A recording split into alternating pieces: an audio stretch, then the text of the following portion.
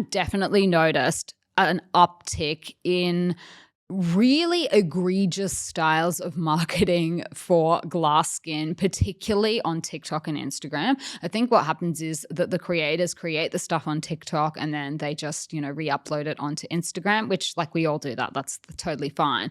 But I think that there are a couple of accounts in particular that are quite notorious for this. I'm not going to name any names. I'm sure if you've seen them, you can have a guess who they are. But essentially, if you haven't seen the videos, allow me to describe them for you. They're basically people that have perfect skin or pretty close to perfect skin. And a lot of them look like they have poured olive oil over their skin. And when they start the video, they've already got perfect skin or this really glossy sheen to their skin. And then they're just applying more product over the top of it. And I've noticed that there does seem to be a bit of a trend in who they tend to team up with. The same couple of brands seem to be sponsoring a lot of these ads. And the reason I wanted to include that on dodgy K-beauty marketing tactics as a sort of issue. Now, I don't know whether any of these people use filters or not. I mean, one could presume that some of them probably do.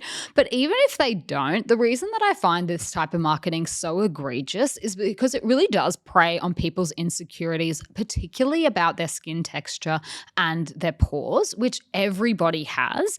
And I think it also promises a very unrealistic ideal for what people can expect products to do for their skin.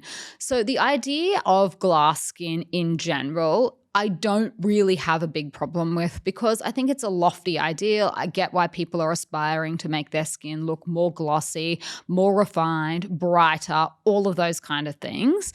And I think that glass skin is you can definitely achieve it with the use of makeup products. And there are products that do help to get your skin further towards that ideal than other products, like say more mattifying products.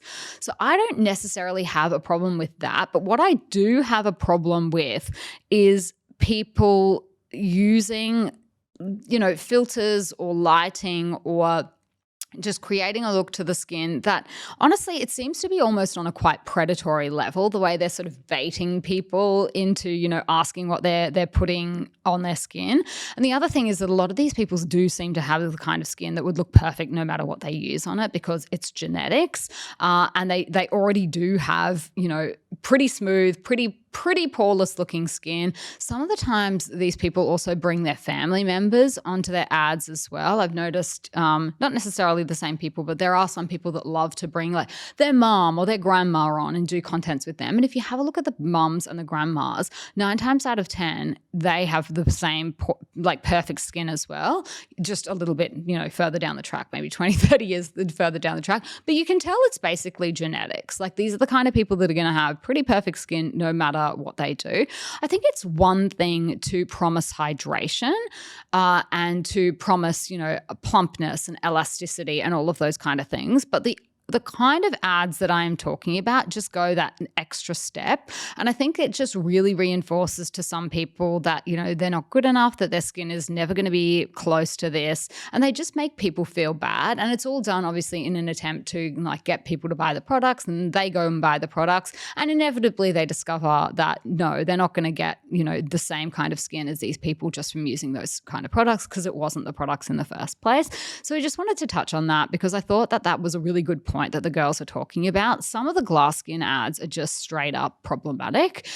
If they are not using filters, they are coming pretty close to, just perpetuating an ideal of something that just doesn't really exist and then saying, K-beauty products are 50 years ahead because look what it can do to your skin.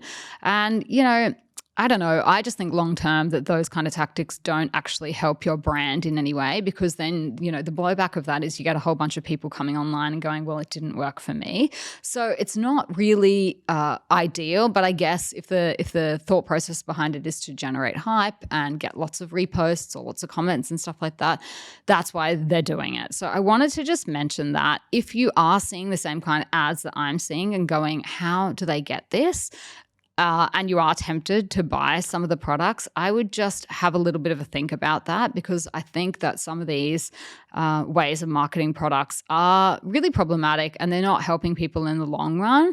And, I think it'd be good to kind of move away from that sort of thing and focus on what products can actually do. Like skincare products can do a lot and they can really improve the look and texture and feel of your skin. But there are some things that they are just never going to be able to do, and that is one of them, particularly if you are the kind of person that has skin texture, scarring, any of those sorts of things. You can still make your skin look beautiful too, even if it does have pores. Like we all have pores. It's fine. So that was one of the things that I wanted to just cover with you guys, because I think that one is definitely on the rise. And yeah, just it's interesting how brands and people are sort of approaching that one. So I'll leave that there.